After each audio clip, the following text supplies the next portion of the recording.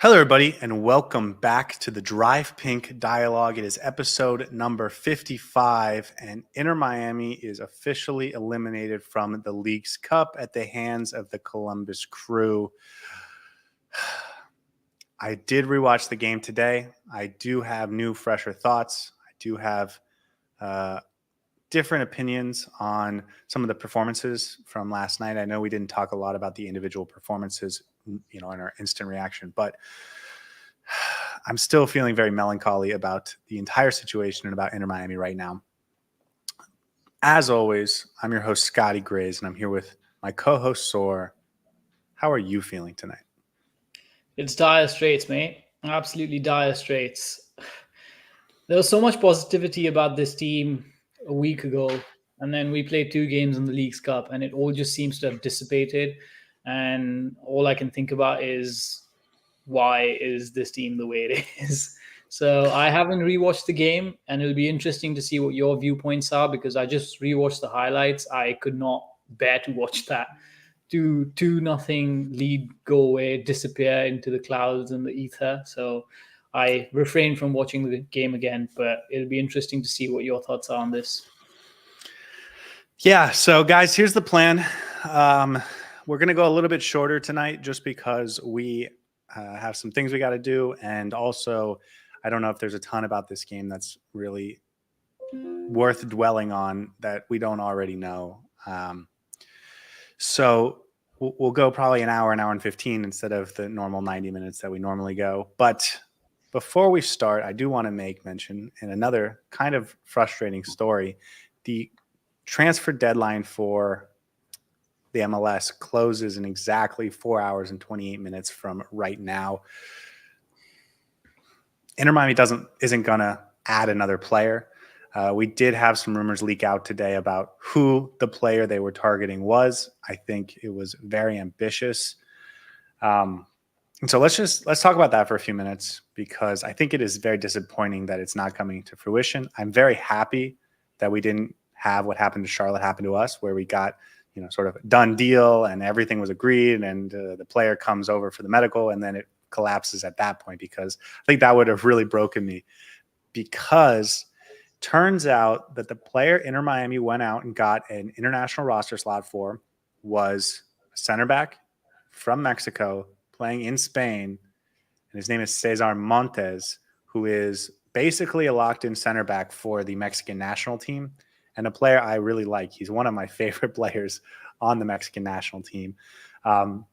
He's currently owned by Almeria, but Almeria was relegated this past season, and so he's probably looking for a move. It would have been a significant move for Inter Miami to make this. Almeria spent $14 million on this player a year ago, which I believe was their club record transfer fee. And ultimately, they would have wanted something, 10, 12, 14 million to get this player back. For a defender, that's a lot. I don't know if that ended up being what stopped this deal from going through, if Inter Miami wanted to pay 8 and Almeria wanted 12. We don't know why this didn't end up happening, but it does make sense.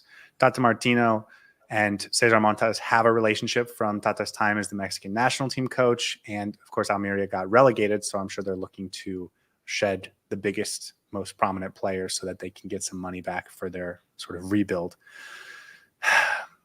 This would have been awesome if it happened. I'll be honest with you. It would have answered a lot of the questions that we have about this team, allowed to plug some of the gaps. Center back position still, I think, is very vulnerable, even with David Martinez in. I think we're still not there yet at 100%. We've got way too many midfielders and attackers and filling up spots, but not enough center backs. And I'm just worried. I'm really worried going into the next stretch of the season, going into the playoffs and not having any reinforcements, because just David Martinez in, it seems a little bit risky. And given our history with the injuries, especially in that center back role, I don't know, man. It's going to be, I don't know how equipped this team is to make a deep run in the playoffs. I do want to get back to Montes because I would have loved this move. Besides from Rafael Varane, I think Montes would have been Like if you told me this was realistic before we already found out it wasn't going to happen today, I would have been ecstatic about this player because I really do like him. He is a right-sided center back. He's very big. He's like 6'4", 6'5", athletic, can really move. And so to bring in that type of player that has the quality and experience, he's 27, so it's not like he's 34 or anything like that. To bring him in would have been awesome. And to partner him with David Martinez and what we've seen from Martinez's ability to play out of the back, I think that would have been an incredible center back partnership. I'm probably going to do the episode of The Heartbeat tomorrow on Cesar Montes and what could have been, because it would have been awesome. But I think you said it. We have, I think, two center backs we feel good about in Toto Aviles and David Martinez. And David Martinez has a big history record, and it's not particularly pretty.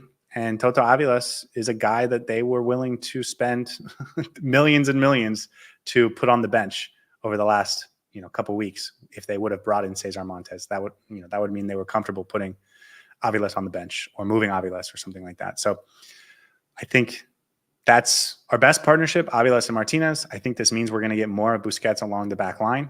And I think this means that Inter Miami didn't get what they ultimately wanted from this window, which was two center backs that they felt they could take into the playoffs and feel like we're the best team in the league. So disappointing finish, disappointing ending to the transfer window, disappointing game last night, disappointing end to the League's Cup.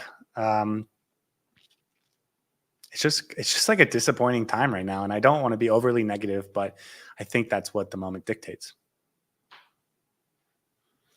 It's like rubbing salt on your wounds because, yes, we got knocked out of the League's Cup, but it could have been slightly better if we had just signed someone who we knew was for the future and could have taken us to the next level. And now it just seems like this team is getting a little bit stale. I still think Sergio Busquets in that backline is an option, but not the solution long term, especially against the bigger teams. I wouldn't blame him at all for yesterday's result, and I thought he was one of the better center backs in there. But still, it seems like we need a specialist center back in the back four so that Sergio Busquets can do what he does best from the midfield. Disappointing, man. I think that should be the word of the day, the title of the episode, all of that. Just overall, very, very defeating. Yeah. Anything else on Montes or the center backs or the transfer window, or you want to just jump into this game? Yeah, we have 4 hours left, right? So maybe we pull off a miracle call up, a new, random signing that nobody expected. What about that guy from Boca Juniors that we signed for Inter Miami too? Is he any good? We'll see, man. We'll see what happens, but I doubt we're getting a signing, right? It's over. Yeah, no, we're definitely not getting a signing. This isn't like what you can do in Europe because, in Europe you can sign a player from Spain on deadline day because you can get him on a plane in 2 hours and have his medical done an hour later and get the paperwork signed 45 minutes. Like you can do the whole process in 4 hours. Not the same here. And so I'd be very interested to see what happens with Cesar Montes if we get any information over the next couple of days about why that deal ultimately fell apart. Yeah, but just ultimately very disappointing that Inter Miami didn't get the roster that we thought we were going to get going into the second half of the season. And so not really much you can do about it, but let's get into this game. The lineup was interesting. Julian Gressel went to the bench. Sergio Busquets played along the back line alongside Noah Allen. I don't think either of us saw Noah Allen starting that game. And so a very interesting formation, but it felt like Tata Martino was bringing something special out for the Columbus Crew. And I think it was something special. It wasn't our normal style. It was to play against the Columbus Crew's strength. It was something we did pretty effectively in that first game, slightly different last night. But Tata brought something new, and I want to give him credit for I think getting the first 30 minutes absolutely spot on, including the starting lineup. I don't know how much more credit we're going to give Tata Martino throughout the game, so I figured I should start there. It's not all bad. I did think there have been performances or games this year where Tata got it wrong from an hour before kickoff, and it did play out that way. And this one I don't think was that. I think he did get it right for the first 30 minutes. Yeah, it wasn't arbitrary by any means. There was a clear game plan of what they wanted to do. Redondo was playing that sort of Busquets role of being the central dictator of the ball, the pace, the tempo. You had your both fullbacks push up really, really high. I think at multiple times during the first 30 minutes, I saw both Alba and Wiegand higher up the halfway line. And it just seemed like there was definitely a strategy there where when we were on the ball, Redondo would slow things down, give it back to Busquets, wait for Columbus to be sucked into the press. And as soon as they sort of got attracted towards the ball, you would have runners in behind, and Sergio Busquets would pop the ball over to Diego Gómez or Jordi Alba, who would then run into those spaces left behind by the Columbus defenders. So there was definitely a tactic there, and it worked really well for the first 30 minutes. So, yeah, credit where credit's due. And Tata Martino had some ideas in mind, and they worked really well. Unfortunately, we couldn't score more than one goal from that tactic in that first 30 minutes because um, yeah, we ended up scoring one, and it felt like we were doing the right thing. But then after the 30th minute, just felt like Columbus was getting back into the groove and just getting more control on the game. And every Inter Miami player started to gas out. It was very, very visible. Yeah, I think that I did rewatch the game today. I didn't think Columbus was particularly good in this first half. And I think that played into the hands of Inter Miami. Of course, it was a very inactive half for Columbus. And when they did get a few opportunities, they didn't handle them particularly well. Diego Rossi skied one. And I believe potentially Shambo skied one as well. It was just like a poor half from them. And Inter Miami was a part of that, especially in the first 25 minutes, because we were pressing really high. We were making them very uncomfortable. Yannick Bright really high up and making it very difficult for Darlington Nagbe to get into a groove that he can certainly find. I didn't think Zawadzki was particularly impressive. Like, I don't think that team is as good as they were a month ago or 2 months ago before they lost Aiden Morris, because that Morris Nagbe midfield is like the key to their team, or was the key to their team. But they certainly figured it out in the second half. I only really wrote down one moment in the first half that I wanted to talk about, and that's, of course, Diego Gómez's turnover.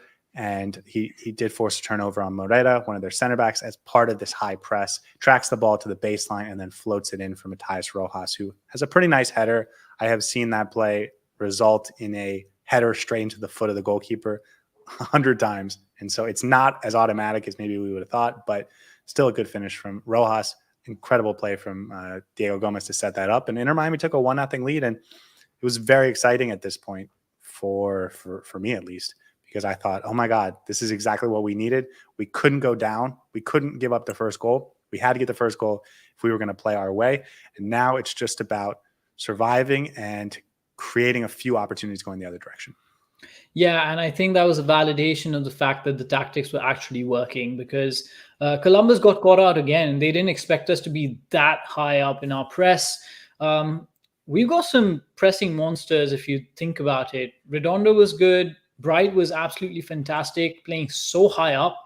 I think this is the highest up Bright has played in the games that he has played, especially when we're off the ball. Diego Gómez doing what Diego Gómez does best, and then Matías Rojas in the right spot at the right time. Really good header. I would say we deserved it, because Columbus did have a lot of the ball, but they didn't do much. And Inter Miami was the more threatening team, at least up until this point. So our tactics paid off. We took them off guard. Columbus, yes, they weren't at their best. They didn't figure out how to get Darlington Nagbe in. Austin wasn't in. They didn't necessarily get some of their key players into the game, especially in the wide areas that they love to operate in. And when they did get chances, a few here and there, they didn't have their scoring boots on. So I genuinely thought at this point they were there for the taking, and it just felt like they were a little bit off the pace, and Inter Miami was completely on it. So I was very happy with the way the goal was constructed, and up until this point, the tactics looked phenomenal. Yeah, one of the things that was the only moment I felt was worth talking about in the first half. One of the things I did notice, though, is that we had nothing in transition at any point in the game.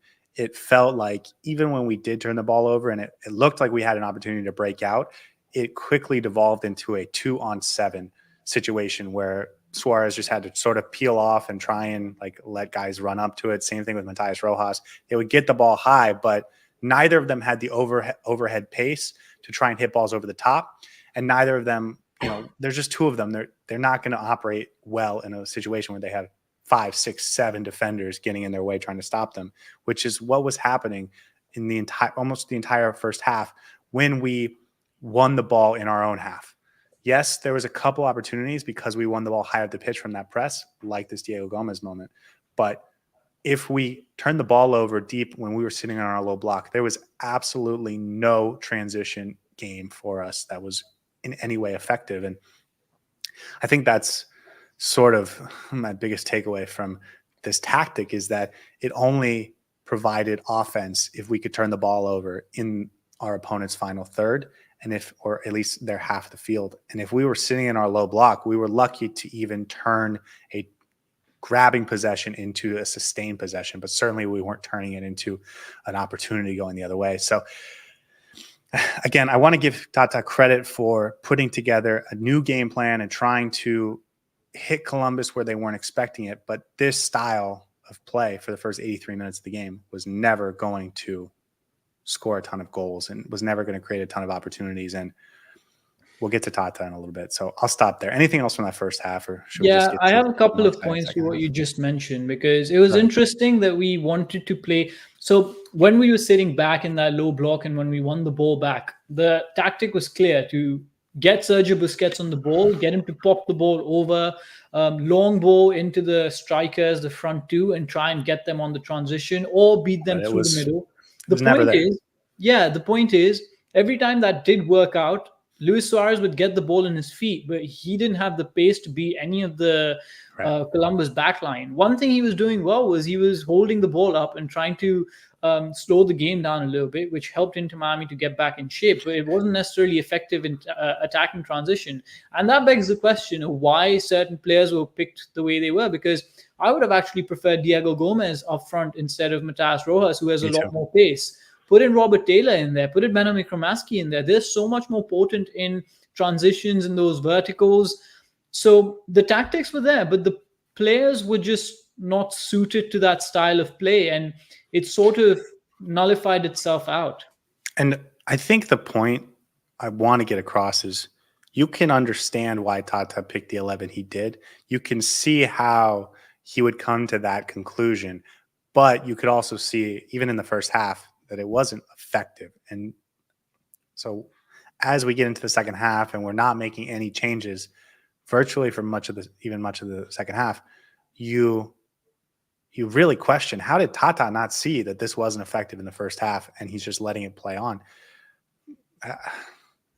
So anyways, let's get to the second half, because this is when the action really starts. I thought the first half was very slow and methodical, and Inter Miami was just defending a lot, and Columbus was not very active in that first half. And things changed in the second half. We get a line change for Columbus. Alex Maton comes on, who's a little bit more effective and shifty in the midfield. Christian Ramirez comes on, who's a different profile to Dylan Shambost up front in that front three, occupies spaces in a different way and has a different physical profile.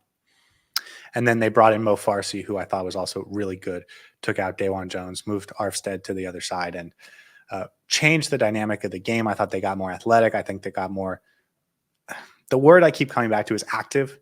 That's one of the hallmarks of this Columbus Crew team, is that front three is so active. They're interchanging. They're wide. They're central. They're narrow. They're high. They're low. They're making runs in behind. They're coming back to the ball. Like, it's so dynamic from the three of them, and they interchange so effectively. And I didn't see a lot of that in the first half, and so probably that was because Shambost was making his first start ever for Columbus, and so Nancy said, okay, this is a do or die game. We have to win this. We can't just let him suffer through this. We'll take him out. We'll put in Christian Ramirez, who knows what he's doing. And I think that really made a big difference in this game. And yet it was still Inter Miami that pushes the first punch across, and that comes in the 62nd minute. Gómez with another high turnover right around the halfway mark, brings the ball down the left flank, pushes it centrally to Luis Suarez, and then keeps his run. And then Suarez has a beautiful layoff back to Gómez, who is now wide open in the box, and he has a nice, tidy finish past Nicholas Hagen to make it 2-0. And I thought, I think we're good here, man. I started thinking about us getting Drake Callender that clean sheet. I felt like, man, this team really is a bunch of winners. And I think rewatching the game, it kind of belied the point, because those were our only 2 opportunities of the entire game. And we scored them both, which is great, but we probably didn't deserve a 2-0 lead at that point. Yeah, I think you said it right. I mentioned that in the first half when we went up, we sort of deserved it. But by this point, Columbus was quite firmly back in control of the game, especially with their subs coming back on. They look like a completely different team. And it begs the question as to why Wilfred Nancy started his 2 new players in such a important game. Because when some of the more veteran players who know his style came on, it just felt like a whole different chemistry flowing through this team, and everyone knew exactly what they needed to do to try and get a result. And they played really well, limited Inter Miami's chances. And the goal that we constructed, I thought, was more to do with the magic between Suarez and Diego Gómez than actual pattern of play, because Gómez does really well to put the ball off for Suarez and then runs immediately into space, catches the Columbus defender off guard. Luis Suarez, being Luis Suarez, puts in a perfect through ball for him, and great finish by Diego Gómez as well. I thought he had a fantastic game. He was one of the players who can definitely hold their heads high, but at this point, sitting there, it felt like Inter Miami was in a very comfortable position. And I was like, okay, this is going to be one of those games where we don't necessarily play the best football, but we get the result and we win and go on to the next round. I was wrong. No, it felt like we were playing well. And this is what I noticed on the rewatch. When we scored that second goal, it felt like we were doing exactly what we wanted to do. It felt like this was going exactly how we planned it. It felt like we were playing well. We were doing it felt like we were controlling the game in the way that we wanted to. Even if we weren't controlling possession, even if we weren't controlling the ball, we were executing in the ways that we wanted to. That's what it felt like when I was watching it the first time. On the rewatch, I think we were very lucky to be up 2-0 at this point. I'll just put it that way. And of course, when you're up against a really good team like Columbus, the luck will eventually run out. 66th minute, Cucho pushes it wide to Max Arfstead, who then curls in a nice cross to Christian Ramirez, who makes a run in between the center backs and puts a header in on goal. 2-1. I still felt okay because we still had the lead and it was 23 minutes left or something like that to get out of there. And I also felt like we had a number of subs that could come back in and impact the game positively. I'm sure we're going to talk about that goal later on when we get to awards, so we don't have to dwell on it here. But even at 2-1, I felt fine. And I felt grateful that we had a 2-1 lead, but it felt like we had the subs. Now's the time. Change the game back in our favor. It looks like we're losing momentum. Tata, this is your game to go win right now. Put on Kramaski. Put on Gressel, that's fine. Put on, give me a Robert Taylor. Give me 3 real subs that are going to change the game, Ian Frey. And I would have felt like we would have won this game at that point, but we did nothing. We do bring on Julian Gressel, but that alone I don't think made a huge impact. And then we give up the second goal. 69th. Before we go on to the second goal in the 69th minute, in the 67th minute, as soon as we conceded, there was a chance immediately for Diego Gómez, who should have buried that in the back of the net. And if we had scored that, it would have been a completely different game altogether, because immediately after, 2 minutes later, Columbus score again. So that for me was a big standout moment. And it's ironic that we talked about the subs in the pregame show and we were like, this bench is absolutely stacked. And you asked me, who are you looking out for on the bench? And I mentioned we've got so many players to watch out for. I'm really, really excited of how we actually make those substitutions, and none came. Yeah, you're right. That was a big moment, and it was literally our third real chance of the game in the 68th minute, and then almost 30 seconds later, I think it's on the ensuing, on the ensuing possession for Columbus, they score. They get the ball out wide to Cucho Hernandez, who whips in a ball from the other side to the back post for Diego Rossi, and it's 2-2. And in the snap of a finger, in the blink of an eye, Inter Miami's 2-0 lead is absolutely erased. We have no momentum, and it was not looking good at this point. I felt like there was, in like the blink of an eye, because of the momentum change, it felt like we were going to lose this game. Yes, that moment you mentioned with Gressel putting it across to Diego Gómez in transition, that gave me a little bit of hope because, as I mentioned, we created almost nothing for the first 60 minutes of the game, and that was a little creativity, and I thought Julian Gressel might be able to bring that, and I think he did, but ultimately it doesn't pay off in a significant way.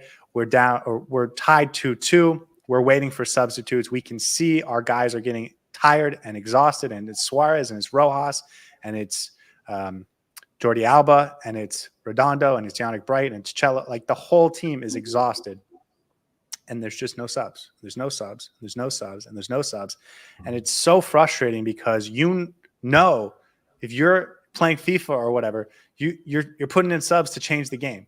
The momentum is gone, and it's so obvious and clear to see that Columbus is going to score the next goal. And so you're either going to survive to 90 minutes or you're going to try and change the nature of this game. And it feels obvious to me that if you have a bench like we had, you press the button and try and change the game in your favor. And Tata didn't do it. And ultimately, we suffer because of it. In the 80th minute, Mo Farsi gets a one-on-one with Jordi Alba, cuts inside. Noah Allen steps forward to block the path, and Farsi scoots a little pass beyond Allen to Diego Rossi, who chips it into the far post. Not a chip. It's a nice shot past Drake Callender into the far post. And Columbus goes up 3-2, and it felt that was absolutely coming for the 10 minutes before that. And I don't think anyone was surprised when it came. Yeah, momentum is everything in football, and 2-0 is the most dangerous scoreline to exist. And we could see that shift happening in the first half itself. And this game was calling for substitutions. And the worst part is, as soon as the subs came on in the 80th minute, or once they went up 3-2, you could see a complete shift in the way Inter Miami was pushing for that goal. And we started to pin Columbus back in because we now had the legs to run with them in the midfield, to run with them in the attack. And we just didn't have that. And for Tata to go out and say that he didn't think that this game needed subs is an absolute travesty and a disservice to everyone who's sitting on that bench, because there are so many game changers who could have done so much more coming off the bench and contributing. Bring on Campana, bring on Leo Afonso, bring on Robert Taylor, bring on Ian Frey. There's 4 substitutions right there that can go out and win you the game. So the fact that didn't happen at 2-1, fine. Did not happen at 2-2, okay. Did not happen at 3-2, absolutely disastrous. Yeah, so for the record, the goal happened in the 80th minute. We don't get substitutes for 3 more minutes because Campana and Ian Frey have to warm up, which means that they weren't getting ready to come on. They had to go from completely cold to warming up to getting ready for the game before they could be brought into the game. Ultimately, Kramaski also comes in, I think because Redondo is limping off the field, because he put in a heck of an effort in this game. And so we do get 3 substitutes in Kramaski, Ian Frey, and Campana, but it's just too little too late. We're throwing numbers forward for the only time in the game. I actually thought it was really interesting. We've now played Columbus for 180 minutes, and we've sat back almost the entire time. And yet, when we pushed numbers forward and tried to play aggressively, we've definitely left ourselves exposed, but it also felt like we were able to create consistently. There was a number of opportunities where the ball was sort of free in the 6-yard box. We just didn't have anyone that could put it away. Luis Suárez had an opportunity that was kicked away by Rudy Camacho. It was just a number of like quarter chances, half chances in those final 8 minutes where we could have knocked a goal, but just someone wasn't quite in the right place at the right time, which is frustrating, but I suppose does happen in this game. And Inter Miami ultimately falls 3-2. I mean, there was a lot of moments in the second half. I was going to skip the one from Gressel because I don't think it was a huge impact in the game. There was some moments late. They had an opportunity. Drake Callender made a really nice save in the 87th minute, but it just doesn't feel relevant to the mood of this game, this result, and this, how Inter Miami should be feeling right now. Yeah, there are positives to take away, but it doesn't really do anything for this team. The only question I think about, and when you mentioned that over the course of 180 minutes, we've sat back for most of it. Do you think this Inter Miami team can go toe to toe with the Columbus team? Can we outscore them the way we try to outscore other teams? I think if we had signed Cesar Montes, I think Tata Martino would be a lot more comfortable trying it. I also think that we'll see what happens when Messi's back. Like, I think that's a big part of this, right? We played Columbus twice. We haven't had Messi this season, so it's going to be a game changer. But I will also say, we played Columbus 8 weeks ago, and our goal scorers were Leo Campana and Ian Frey, who played a combined 10 minutes in this game. Both came off the bench, and both looked really good off the bench. Yeah. And I think both could have been really effective if they had started this game. You talked about starting Robert Taylor, or I'm sorry, talked about starting Diego Gómez up top instead of Rojas. You talked about, someone in the chat mentioned starting Robert Taylor. I think Campana and Luis Suárez up top would have been a really nice combo. We have yet to see that this season in any meaningful way. So not that I expected it, but I think in retrospect that could have really worked.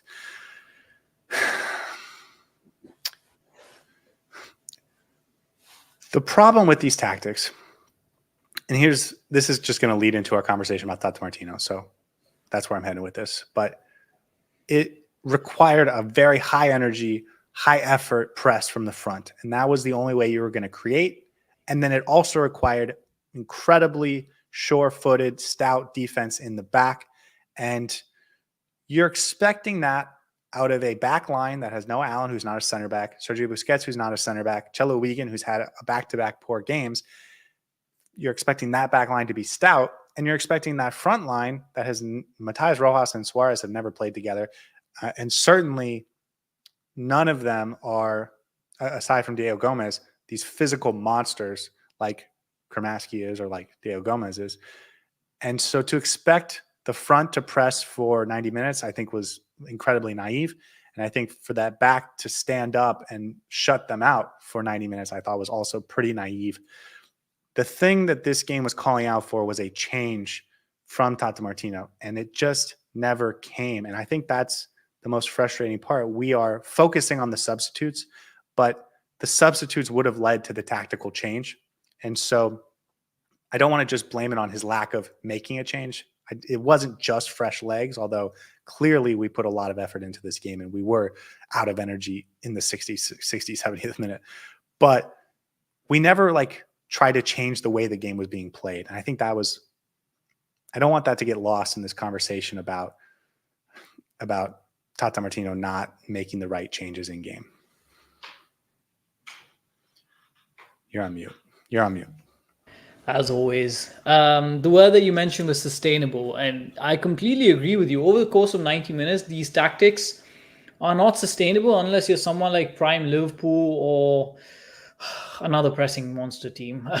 It escapes me at the moment, but you need physical specimens to be able to do that for over a 90-minute period, and Inter Miami don't have that necessarily, other than maybe no one in the MLS has that, other than maybe the Red Bulls. You have to build your team for that. That's not. And I think at 2-0, when you're up, you have to be pragmatic about it. You can't continue to play the same way with your players tired, because you start to realize that we're just one step behind in everything that we're doing. Every single tackle that we go for, we're just a little bit that much further back, missing out on the second balls, not getting to the press in time. Jordi Alba, Chelo Weigandt slowly retreating because Columbus is putting us under pressure. So at that point, you look up to yourself, you look at your coaching staff and be like, okay, the tactics worked for 55 minutes. Now is the time to maybe park the bus a little bit, maybe sit back a little bit, maybe go full on counterattack, add in more defensive reinforcements so that they can't catch us out on the flanks. Show things up, change up the tactics a little bit, because you could see if we kept on going the same way, the gaps were getting bigger and bigger, and Columbus started to exploit that, and they did exploit it. Again, this isn't our style of play, and so I don't know what kind of takeaways there are in terms of how we can adapt for our next game. Although we are going to play FC Cincinnati, and I'll be very curious to see how we play that game. I think we missed David Martinez, but I don't think Noah Allen was particularly bad in this game. I thought he was strong. It just makes me sad to think about this game. So I don't know. Is there anything else you want to talk about for this game, or should we just head to awards? How would you have ideally played this game with the given starting lineup or given personnel that we have in mind? What tactics would you have employed if you were Tata Martino? I think that if you see them make changes at halftime and see it materially impact the game and see that they're getting wide and exposing us wide for the first time, you have to find a way to change up the game. They were struggling, I think, in the first half because we played a back three. We were very tight between our three center backs, and that was making it very difficult for any of their three forward players to get central in an effective way. So it's hard for me to say we should have switched out of the back three, but ultimately we just didn't have a lot going forward. And I think that means you switch Chelo Weigandt for Ian Frey. I think that means you have Kramaski in the midfield. And even if not to start, in the 60th minute going against fresh legs, I think that Redondo for Kramaski sub should have come in the 60th minute. I have a number of other things that I'm going to mention when we get to awards. So I'm sort of trying to dance around a few things, but it's just really frustrating because we have the talent and we just lost because our coach couldn't make any changes. And I don't know, but maybe let me throw that question back at you. What do you think we should have done? And maybe even if just in the second half, what would you have prescribed? Yeah, you mentioned style of play, and that's not how we usually play as Inter Miami. And I agree with you, but in a one-off game, you tend to go with tactics that are going to work at that point in time, right? And I thought to start the game, we were fine. We were good. We were set up well. We were set up to succeed. But football is a game of 90 minutes. It doesn't end as soon as you score a goal. So you need to make sure you sustain those tactics over the course of 90 minutes, or you adapt to the flow of the game. And I think that's my key argument. You adapt to what's happening in front of you, because when your tactics, when your play style starts to crumble in front of you, you can't just sit there, be stubborn about it and be like, you know what? We were successful when we did it in the first 20 minutes. It's going to come back. We just need to get hold of the ball. No, because the players were a lot fresher. The players were able to execute that a lot better. The biggest factor that we're not taking into account is Columbus made changes at halftime. That means something. You can't use the same tactics against a team that has made 3-4 substitutions already while you're sitting with one substitution. So they've definitely gone up, seen the issues that are happening in that game, and tried to show that up and make those changes to affect the scoreline. So you have to respond to it. You can't be so reactionary in the sense that you can't be so paralyzed that you don't respond to those changes that come on from Columbus, because they brought on some heavy hitters in the attack, and it's hard to sustain a play against them. And the way they play in that fluid front three is really hard to contain, even if you're at your best. So adapt to the game. That's all I'm going to say. Just make sure you're cognizant enough to recognize when the game state is changing. Yeah, just before we go on, David, this is a really nice comment in the chat. And even though it's probably wrong because we're a couple of knuckleheads, it's still really, really kind. Hey, you may be a knucklehead. I'm just a bozo. Exactly. I actually have two more talking points that I want to discuss before we move on to awards. And so I thank you for, segueing us away from that. First one, does this coaching staff trust this team like we think they should? Because it feels like Tata Martino has, in the biggest games, been very hesitant to make substitutions. Thinking back to Monterrey away, we didn't make any substitutions the entire game. Thinking about Cincinnati when we lost 6-1, we were down 3-1 at halftime, and it was obvious that we needed to make a change in that game. He does nothing. He doesn't change anything until it's 5-1 or something like that. So And then obviously last night we saw he trusts Gressel, but it doesn't feel like he trusts anyone else. Again, just for everyone's to remind everyone, these are the guys that were available on the bench: Ian Frey, Leo Campana, Benjamin Kramaski, David Ruiz, Robert Taylor, Leo Afonso, Franco Negri, Sergei Christoph. I mean, it is all MLS starting caliber players. And some of them start for 75% of the league and some of them start for 30% of the league, but they're all MLS starting caliber players. And it felt like afraid to go to any of them in a big game. And this is not the first time we've seen that. He didn't even bring on Sergei Christoph to shore up the defense. I'm not asking you to take away any defender. Put him on there, just strengthen your defense a little bit by putting on a more specialist defender. You didn't even do that. And that Ian Frey thing, don't even get me started on it, man. Chelo Weigandt has dropped stinker after stinker after stinker after stinker for the last 5 We're going to talk about it. We're going to talk about Chelo. All right, let's move on. Okay, no, I have one more thing to say. I have one more thing to say. And this is about the players and Tata, but the players. Inter Miami last year started this new adventure with Messi and friends and Tata Martino with the Leagues Cup, and they won the whole thing. They went on this incredible winning streak, and it was magic, and it was something that, if we were doing this podcast, we would be like, how is this happening? This is unbelievable. It's magic. This is insane. I can't believe this is happening to our club. And here's the thing. This is not the same team that did that last year. Guys that were in that starting lineup: DeAndre Yedlin, Kamal Miller, Sergei Christoph, Dixon Arroyo, Benjamin Kramaski, Robert Taylor, Joseph Martinez. That's 6-7 guys that were a part of that tournament run that are not key contributors for us now, or at least locked in starters for us now. And so when we look at the team that played last night and we look at the team that played at Monterrey, I actually do question now if this team has championship mettle. And of course, Messi wasn't available last night. We kind of limped out of the CONCACAF Champions Cup. It felt very anticlimactic in how we fell apart last night.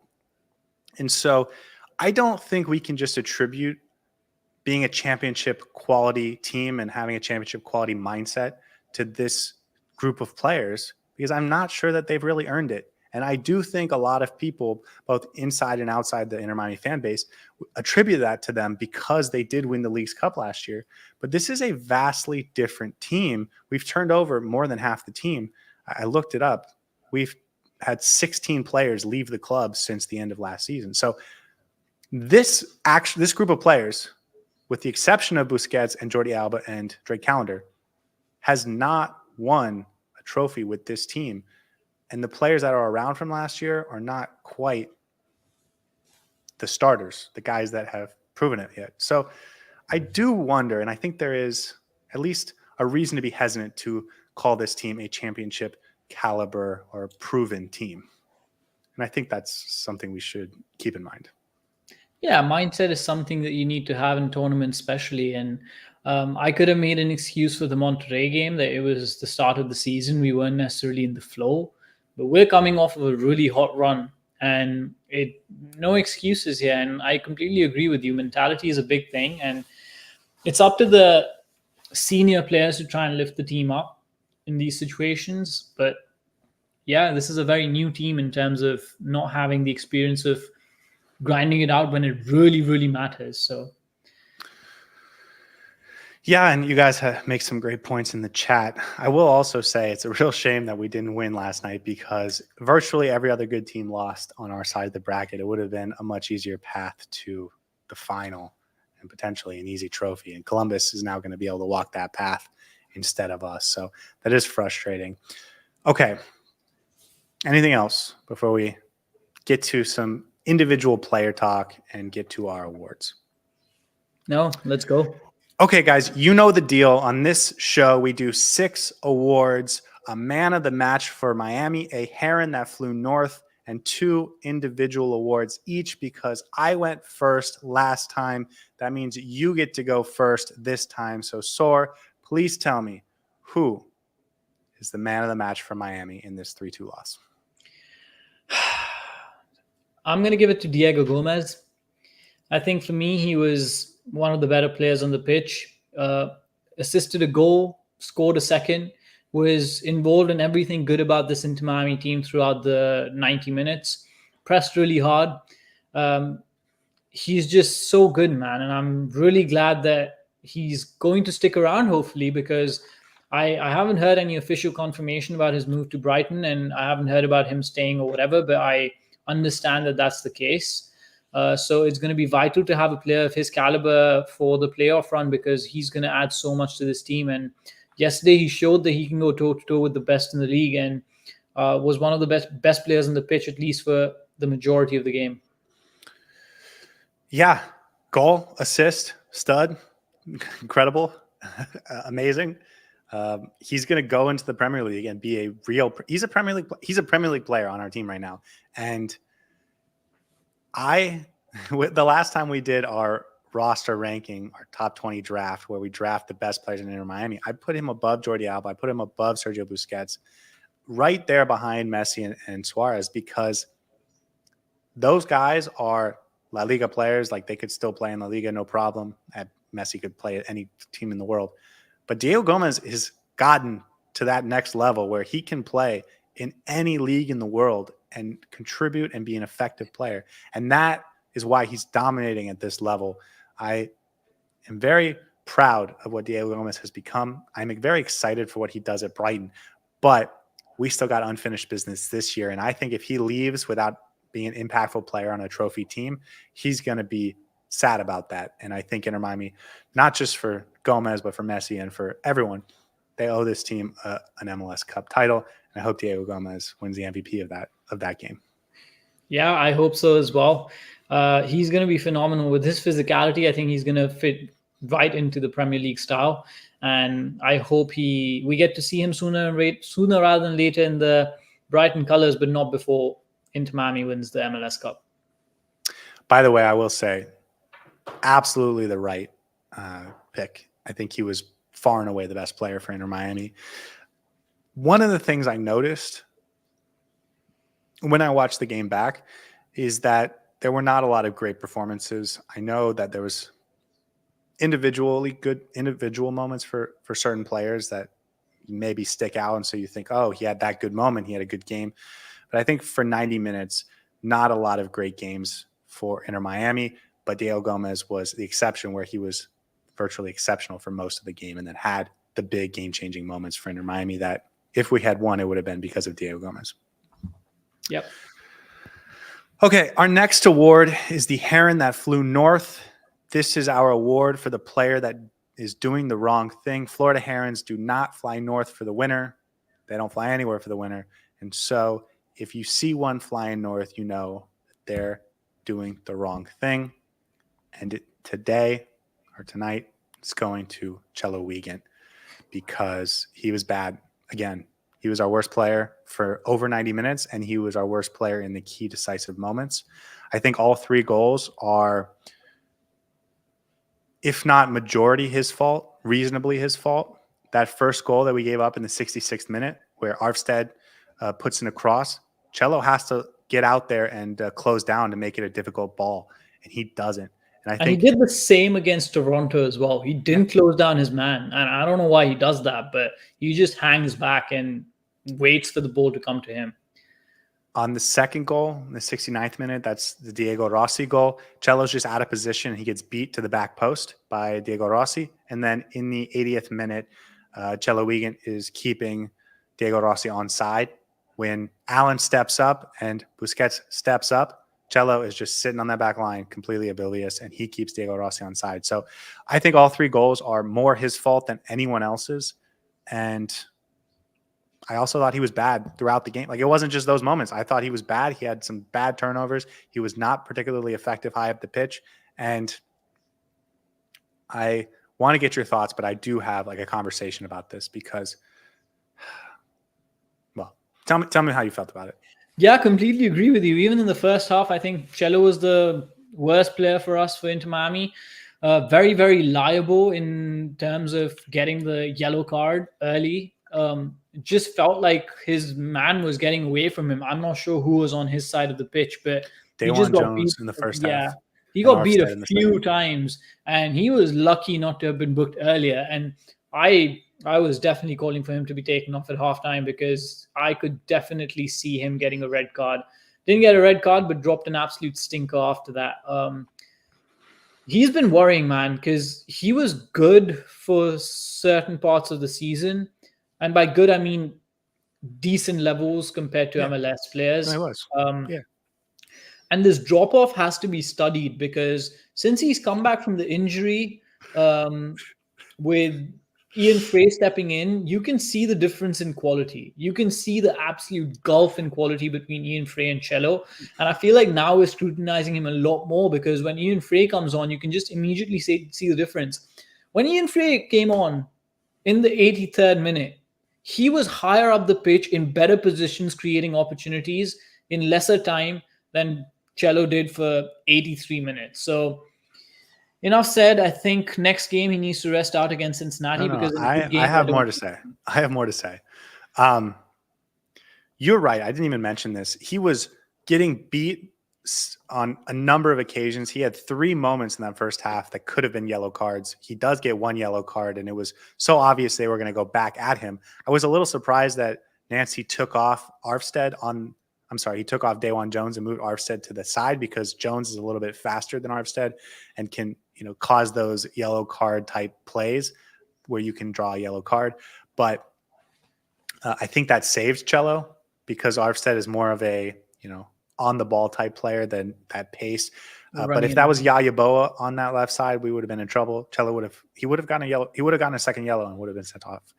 And you saw in the first half, he was high, he was pressing high, he was trying to be involved in that. And in the second half, because he had the yellow card, he was sitting so far back that he was giving too much space to the opposition. He just couldn't handle it right.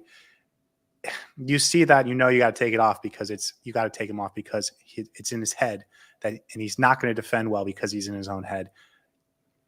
He was not good in one-on-one situations. He was not good positionally. He was bad defensively, and he was bad in the big moments. And again, like you said, he didn't provide anything going forward, which is his game. He's now been bad for 3 or 4 straight games. And I don't just mean like he hasn't been good. I mean, he's been bad for the last several games. He's been, I think, the worst player in Inter Miami for the last 3 games and possibly the, second or third worst player in Inter Miami for the last 4 or 5 for this entire tournament, certainly. Columbus has Yaya Boa and Mo Farsi as their 2 starting wingbacks. Yaya Boa was a hero for them in the playoffs last year. Farsi was really good for them. They were so good, they sent Julian Gressel to the bench. And what did they do?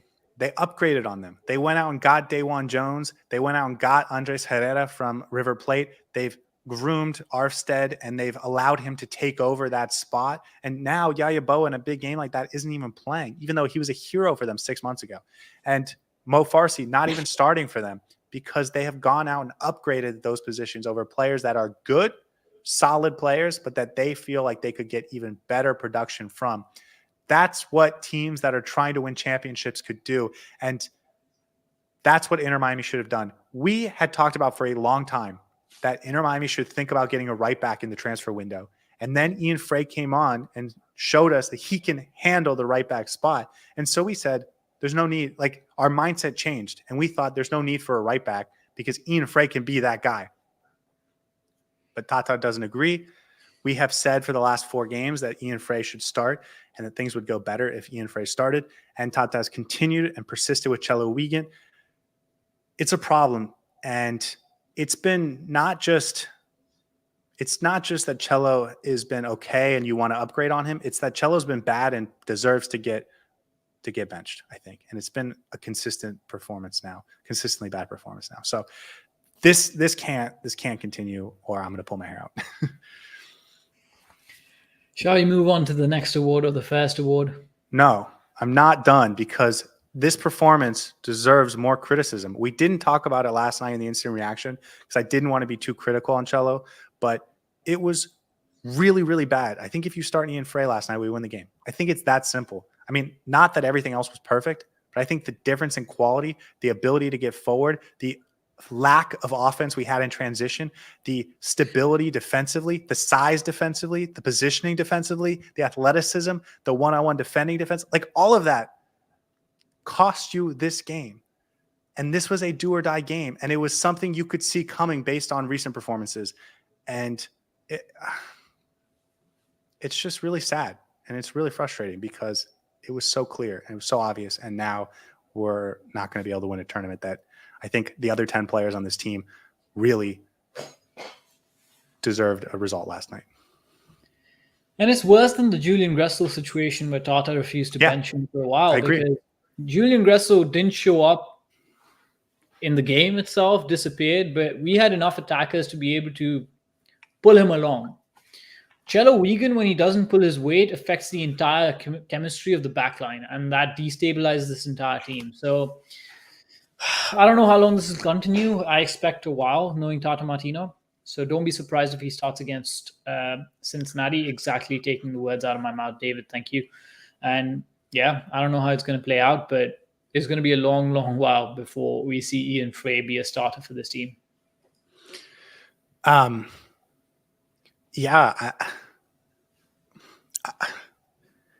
We played Columbus 2 months ago, and Ian Frey was the best player on the pitch. He won the man of the match in only 2/3 of the game. And it was his first start in over a year. And he was the best player. And he scored a goal, and he won the game for us. And he got us out of dangerous situations, and he created offensively. It blows my mind that we're still having this conversation after, and that was 2 months ago, and we're still having this conversation. It's crazy. It's crazy.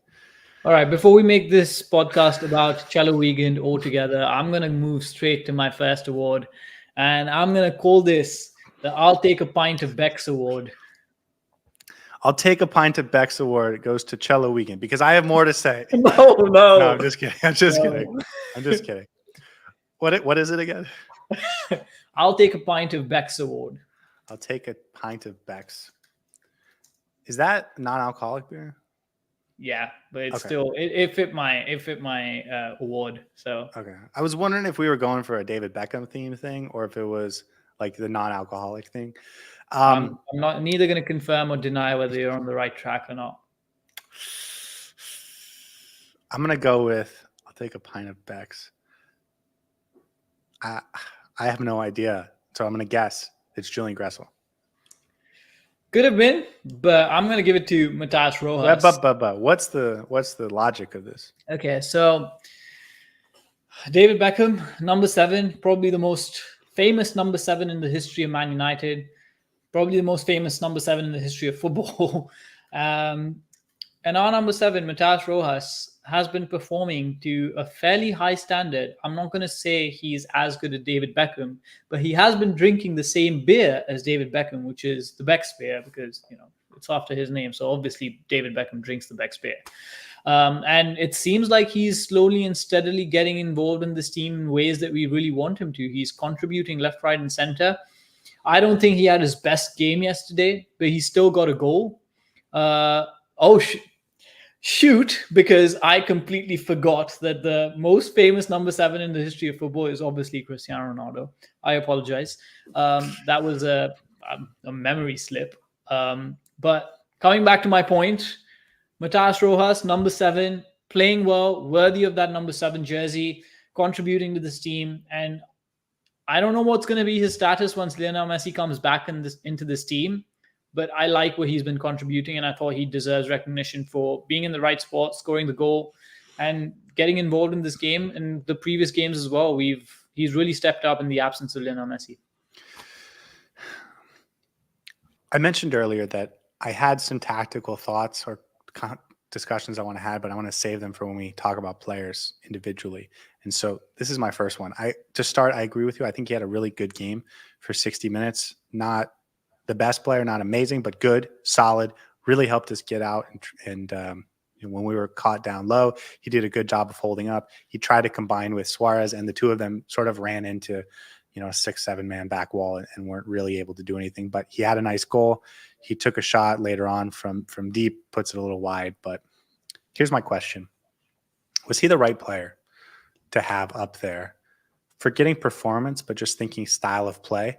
because again, I don't think he was bad, but I think, needed a uber athlete next to Luis Suarez to have a threat over the top, to create space in between the back line and the midfield so that we could be a little bit more dangerous in transition, and maybe someone that's athletic enough to interchange with Suarez to try and keep the defenders on their toes or maybe catch them out of position like Diego Gómez did the one time.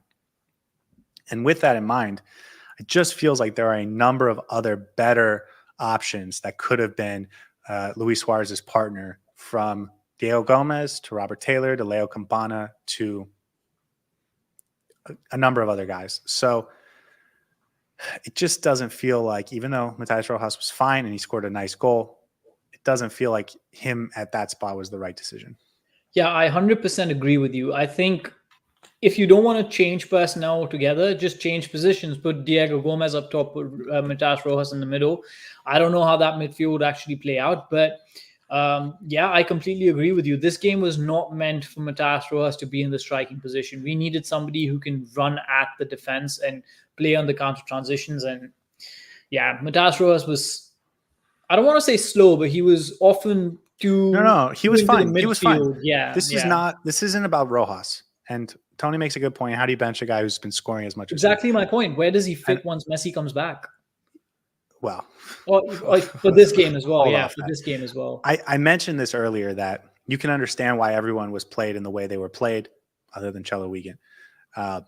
And so, like, I didn't have a problem with the starting 11. I mentioned that right at the beginning of this podcast. But this is all in hindsight. This is all in retrospect, and I understand that. And so let me just state that clearly. But it just felt like we needed more team speed over the top, and that's not what Rojas gave us. So maybe that means Rojas comes in the 65th minute. Maybe that means Rojas comes out in the 60th minute for that athleticism, and then you get 30 minutes of that real athleticism in Rojas, who was exhausted, by the way. And he was the one player that actually got to come out who was gassed. Maybe there was something else. There was maybe more to get out of this game from that spot. And again, not that Rojas had a bad game, because he has been good. He was good last night, and he's going to start at the right wing in our next game. So no problem with that. All right. What's your next award, and why is it going to Chelo Weigandt? And the Trash Bucket Award goes to Chelo Weigandt for being the worst right back in the history of the MLS. Do not quote me, guys. I did not say that. I have 4 awards that I think are equally worth giving. And so, by the way, you didn't appreciate my wordplay on this Matías Rojas award, and I put a lot of effort into it. So I would appreciate a little bit of enthusiasm from your end for thinking. You mean the Becks thing? Yeah, the Becks thing. Yeah, I think maybe because I figured it out so quickly, I wasn't as impressed. I'm going the Hammer with No Nails award, because I think it's relevant to the conversation we just had. The Hammer with No Nails award. So that's obviously Sergio Busquets. What makes you say that? Because he was the hammer who was supposed to hit the ball on the nails, and the nails being Luis Suarez and Matías Rojas, but they didn't necessarily have the tools to even run into those spaces that were left behind by the Columbus team. So when Sergio Busquets hammered the ball, it just went to no nails. He hit straight into the wall. It's actually going to Julian Gressel, because I thought he had a good performance, and he came on and he provided something that we didn't have. And that's what I was just talking about. We needed something different that we didn't have going forward. And Julian Gressel brought that. But the problem is, Julian Gressel is a tool that does one thing really well, and that's get out wide and whip in balls and create from that right side. But in order to do that, he needs someone that's going to be making those runs into the box so that he has someone to push the ball to. And Luis my Suarez, logic was on point. Yeah, sure. Yes. But again, going back to our last conversation about the Rojas spot, there needed to be someone that was making those runs into the box for Gressel to be super effective. And the one time, until we bring in all the subs at the very end, that he actually was able to make a play, it was because Diego Gómez made that run for him. But if you had Kremaski come in at the same time for Redondo, he would be making those runs. If you bring in Robert Taylor over the top, he would be making those runs. Leo Campana making those runs. And Luis Suarez, because of his age and because of his athleticism and because he was exhausted, because he also worked very hard in this game, wasn't that guy at that point in the game. And so Gressel was a hammer. He was a tool that was very useful, very helpful, but there was no nails for him to actually be used with effectively with. And so again, it's the little things. These are the fine margins. And I thought Gressel had a good performance in the, when he came on, but it's the little things that can cost you the game, right? Yeah, so this will confirm your point. Julian Gressel had 3 key passes in 27 minutes. He's in phenomenal form, and I was very surprised that he didn't start.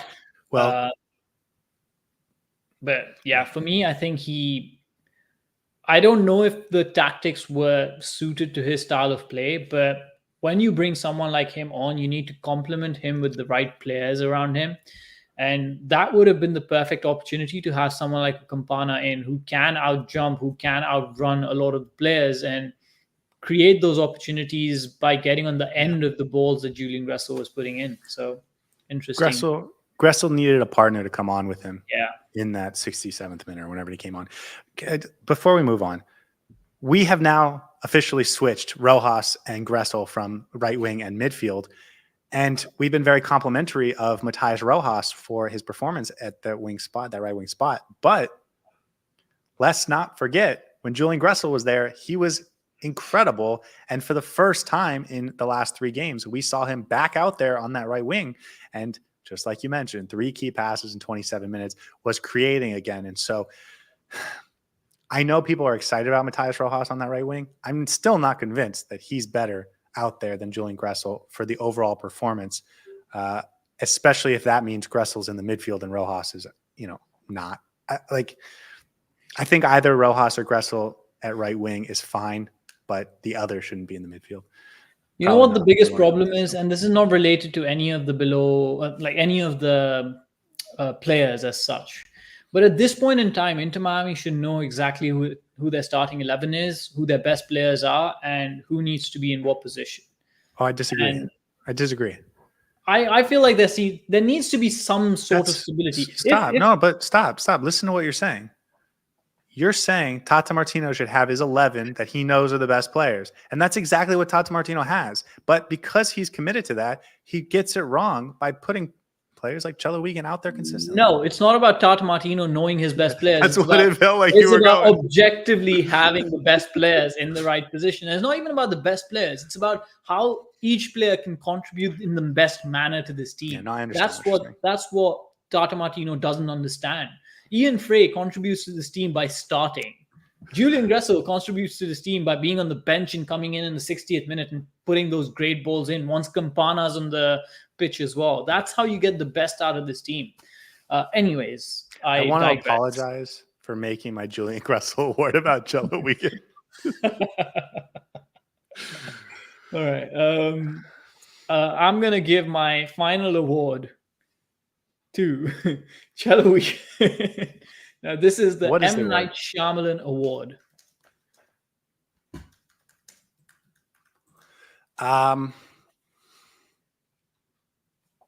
Okay.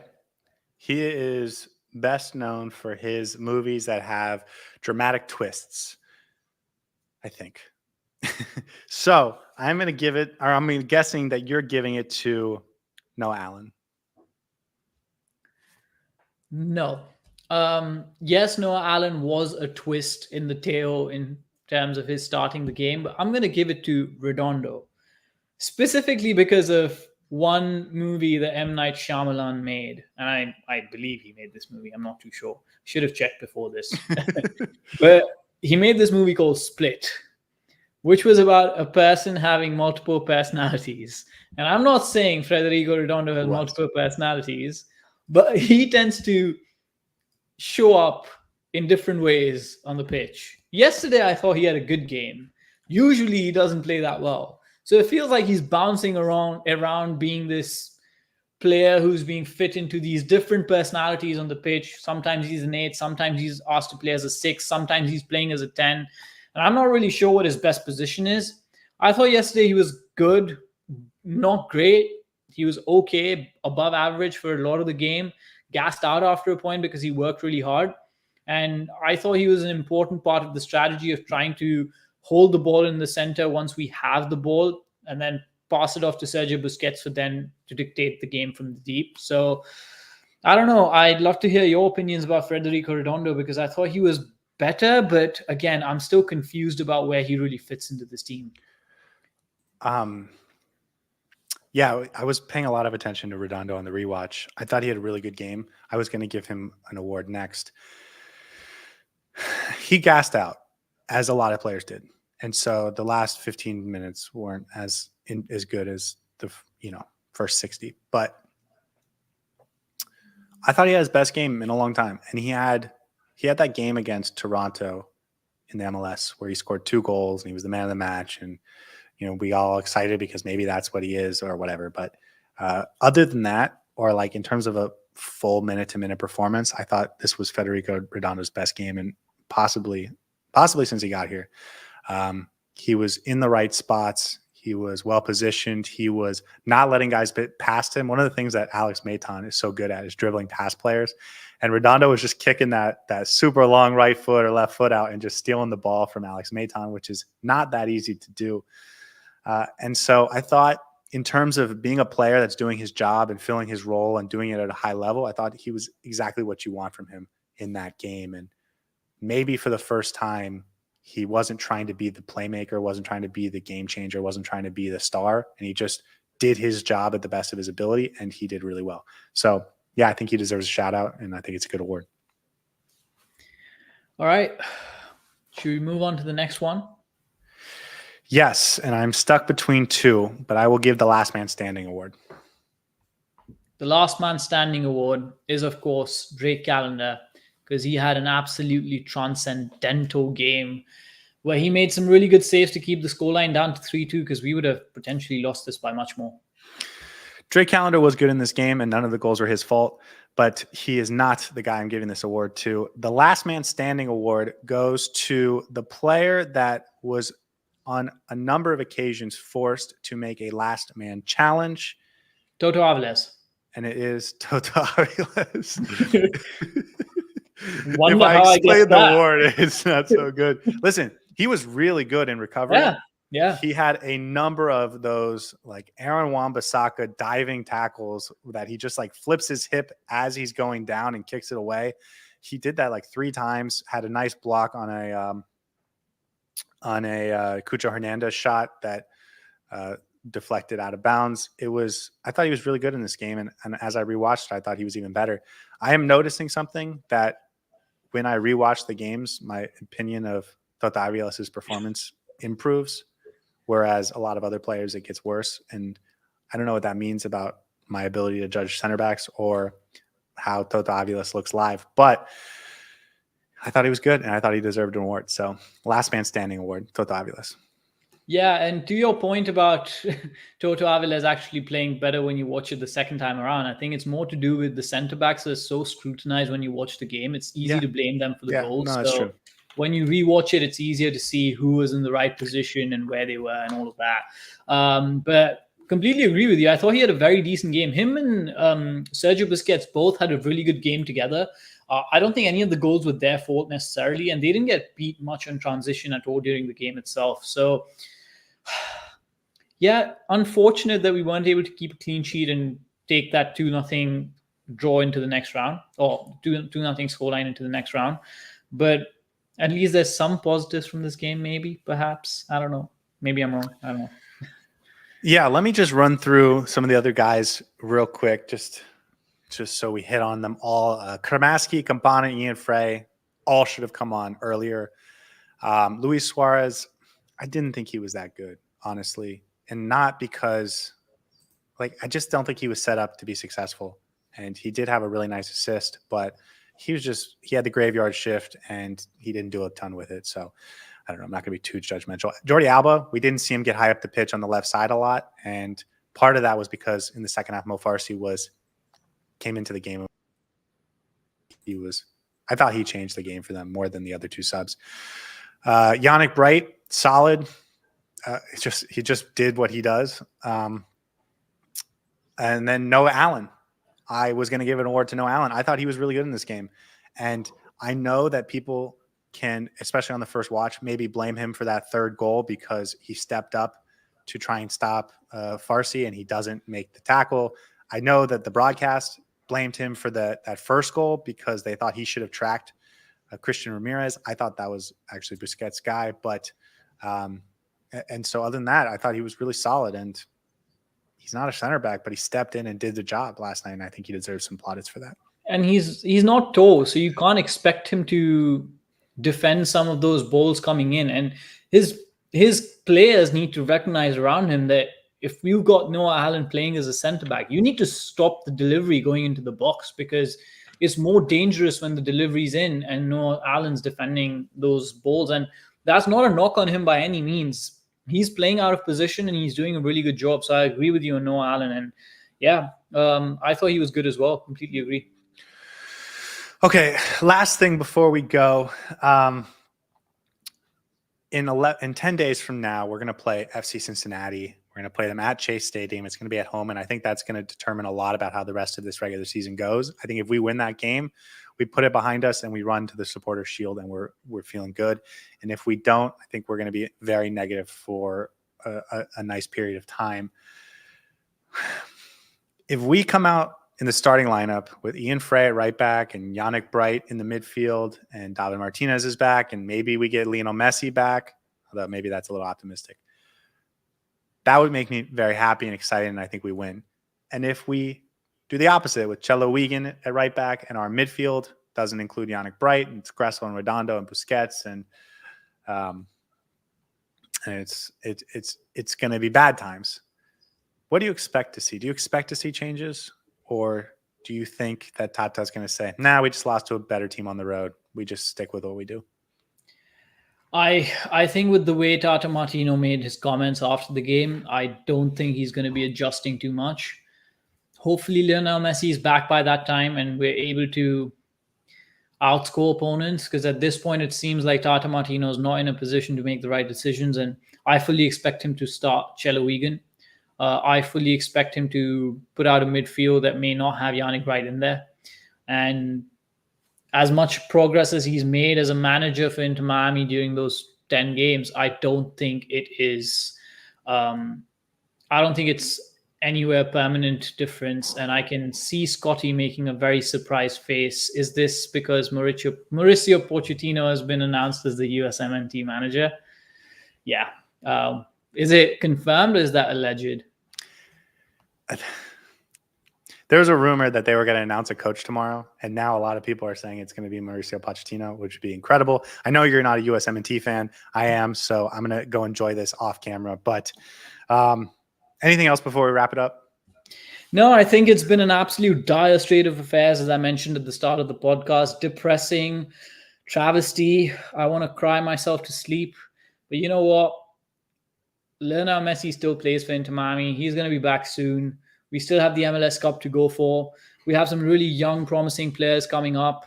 And at the end of the day, we went toe-to-toe with one of the best teams in the continent. So congratulations to Columbus for playing so well and coming back from 2-0 to take the victory. And hopefully, not hopefully, but I believe they are going to potentially win the League's Cup, given the run that they have ahead of them. All or nothing now, man. It's all on the MLS Cup. Tata Martino has to prove himself. Okay, guys, that is it for us this week. We may come back on the weekend. We have something we're working on behind the scenes that I think is going to be pretty cool. I don't want to announce it until we get it confirmed, but that might be for our next episode. Possibly this weekend, but if not, it'll be a midweek episode next week before we get back into the pregame, postgame, and all of that for the rest of the regular season. But I do think it is time for a couple days off of Inter Miami.